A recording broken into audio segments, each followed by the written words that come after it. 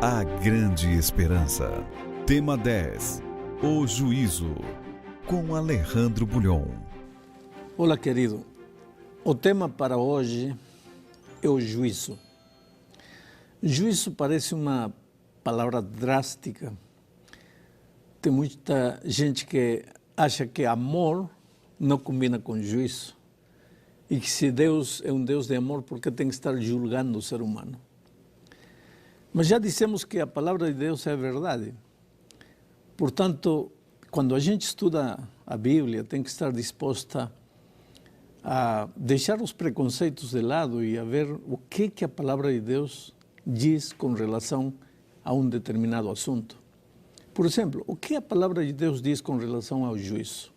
Vamos ler Eclesiastes, capítulo 12, verso 14. Diz assim: porque Deus há de trazer a juízo todas as obras, até as que estão escondidas, quer sejam boas, quer sejam más.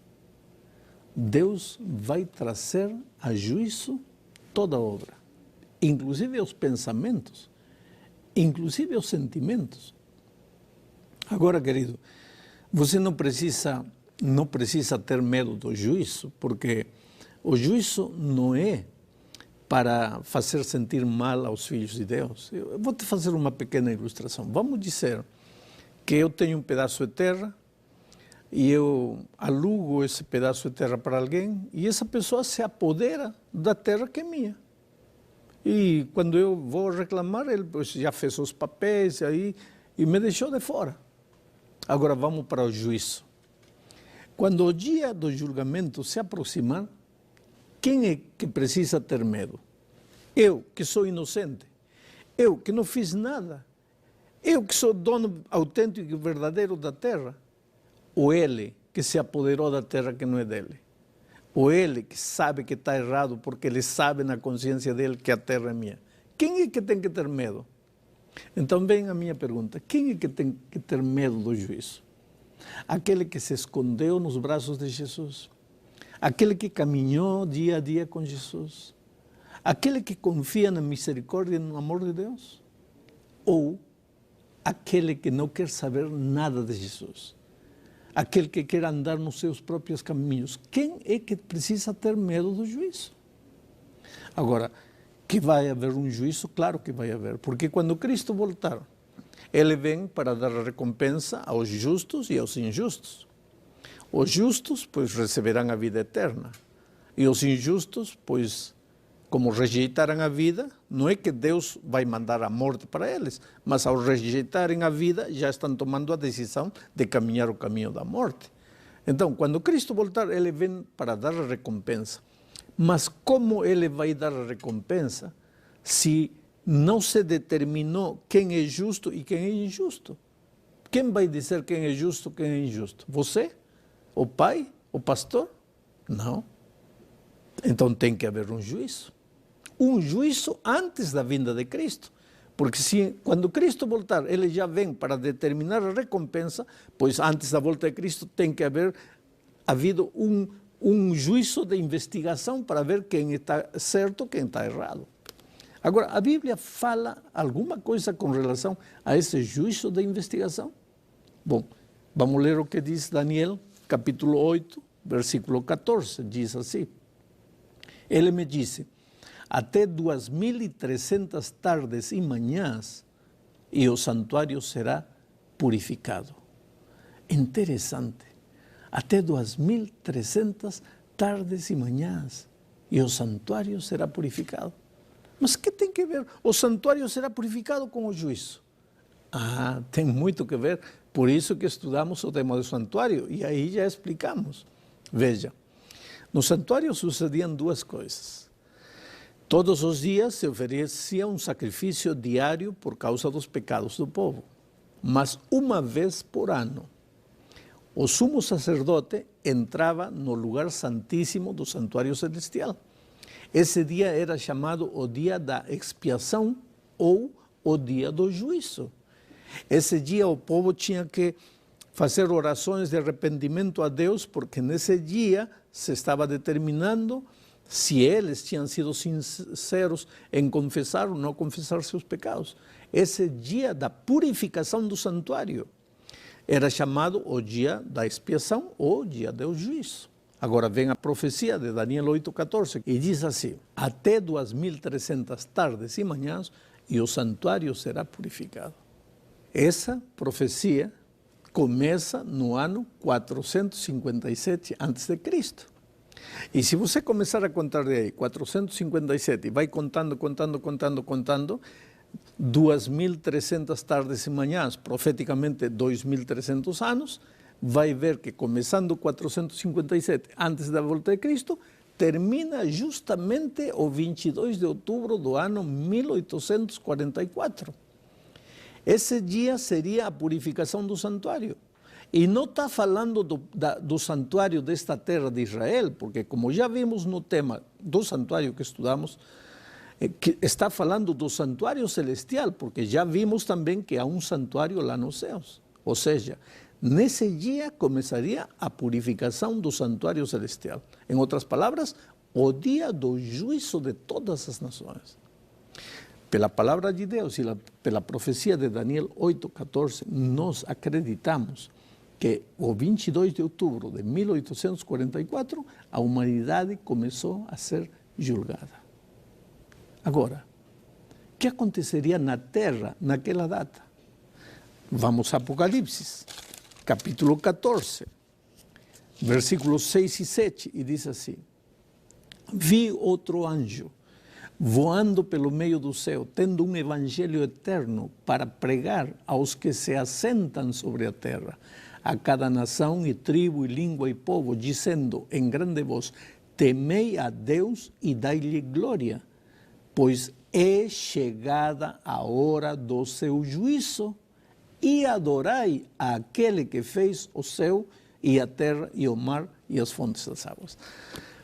Querido, isto é interessantíssimo. No dia 22 de outubro de 1844, quando terminou a profecia dos 2.300 anos, nessa data sucederam duas coisas no universo. Lá no reino dos céus, o Senhor Jesus começou a obra do julgamento de toda a humanidade. E na terra, Deus levantou um povo com uma mensagem. E essa era a mensagem do juízo que estava começando o 22 de outubro de 44, lá nos céus. Agora, tem muitas igrejas na terra, tem muitas igrejas, mas a única igreja que prega que o julgamento de investigação começou o 22 de outubro de 44 é a Igreja Adventista do Sétimo Dia.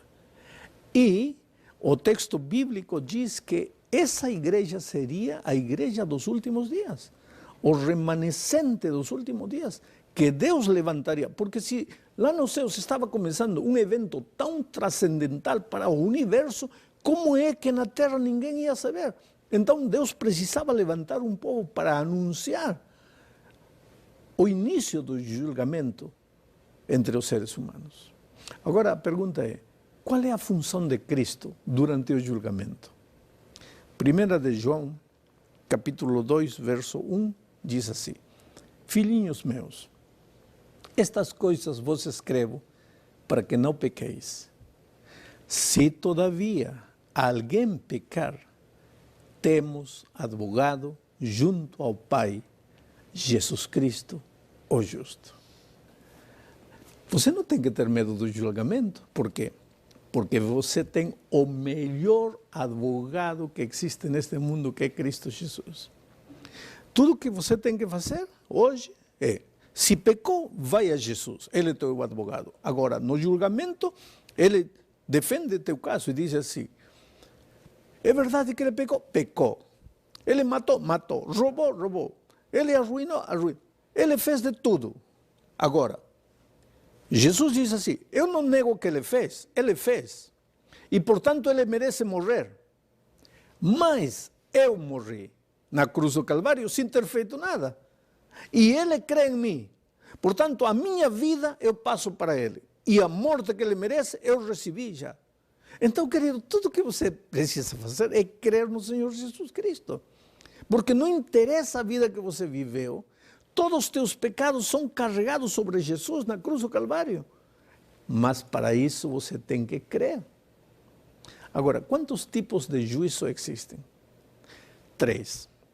O juízo de investigação. Daniel 7, 9 e 10 diz assim: continuei olhando até que foram postos uns tronos, e o ancião de dias se assentou.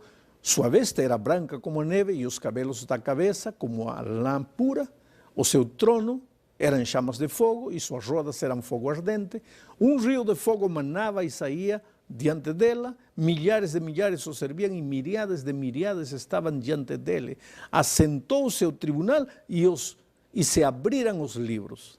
Aí está o livro, o juízo de investigação, que começou o 22 de outubro de 1844. Mas existe outro juízo, o juízo de comprovação. 1 aos Coríntios, capítulo 6, verso 2 diz: ou não sabeis que os santos hão de julgar o mundo? Ora, se o mundo deverá ser julgado por vós, sois acaso indignos de julgar as coisas mínimas? Esse é o julgamento de comprovação. E esse julgamento de comprovação vai acontecer durante o milênio. Isso vamos estudar no tema do milênio. Durante o milênio, que farão os remidos? Pois durante o milênio parte do seu trabalho será o julgamento, não para determinar quem merece e quem não merece, sino para investigar e comprovar que o que Deus determinou estava certo. Por que digo isso? Porque muitos dirão assim: mas meu pai era bom e como se perdeu? Mas aí no julgamento de comprovação você vai ver que embora teu pai parecia bom, não era tão bom assim. Quer dizer, esse julgamento é necessário para nós ficarmos tranquilos com relação à determinação divina. Mas finalmente vem o juízo de execução. Apocalipse 20, 7 ao 10 diz: quando, porém, se completarem os 1000 anos, Satanás será solto da sua prisão e sairá a seduzir as nações que há nos 4 cantos da terra, Gog e Magog, a fim de reuni-las para a peleja. O número dessas é como a areia do mar. Marcharam então pela superfície da terra e sitiaram o acampamento dos santos e a cidade querida. Então desceu, porém, fogo do céu e os consumiu. O diabo, o sedutor deles, foi lançado para dentro do lago de fogo e enxofre, onde já se encontram não só a besta, como também o falso profeta. Aí está o juízo de execução. Ou seja, o julgamento de investigação está sendo realizado a partir de 1844. O julgamento de comprovação será realizado durante o milênio e o julgamento de execução será realizado quando, depois do milênio, pois aí a morte eterna será para os ímpios e a vida eterna definitivamente para os que acreditaram em Jesus. Querido, Deus te ama. Não tenha medo do juízo. Deus te ama. E neste momento as portas da graça estão abertas e você, apesar de qualquer coisa que haja na sua vida, pode dizer: Senhor, eu te aceito como meu advogado, eu creio em ti, eu confio em ti, e durma feliz, em paz com sua consciência, esperando o dia da volta de Cristo. Que Deus te abençoe.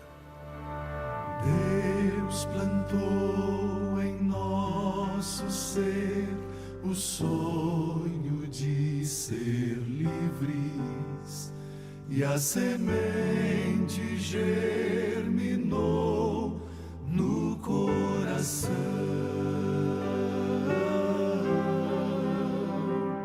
Sentimos lá no Éden o sabor da liberdade, mas hoje estamos todos nesta prisão. E todos nós cantamos as canções de liberdade. Cantamos para a dor aliviar.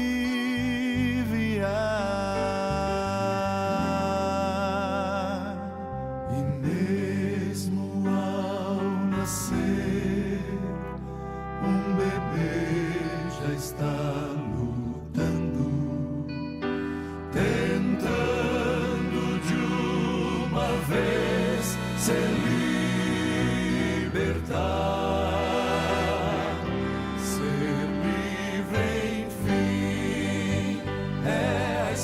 passar e nos move o coração. Ser livre, enfim, é a força pra viver.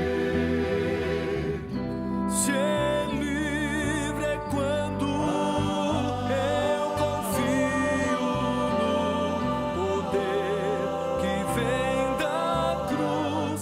Liberto estou e vou cantar. Sou livre, enfim.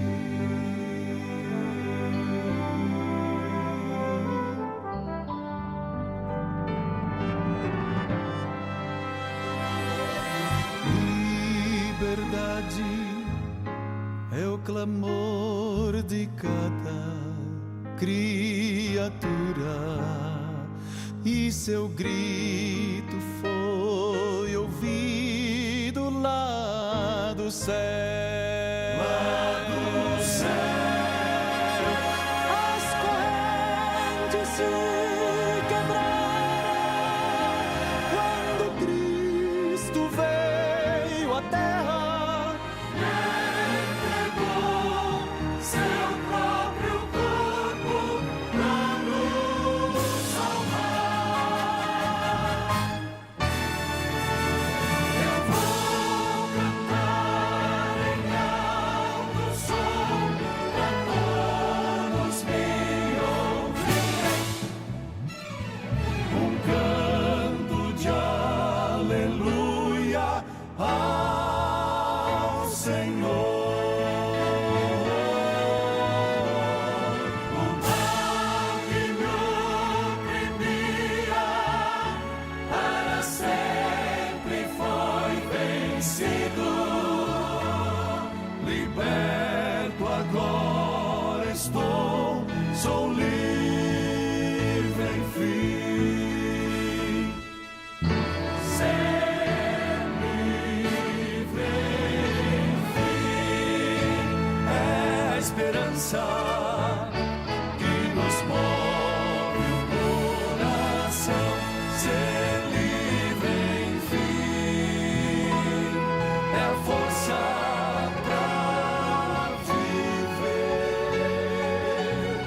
Ser livre é quando eu confio no poder que vem da cruz. Liberto estou e vou cantar. Sou livre, enfim. Liberto estou e vou cantar. Sou livre, enfim. Sou livre,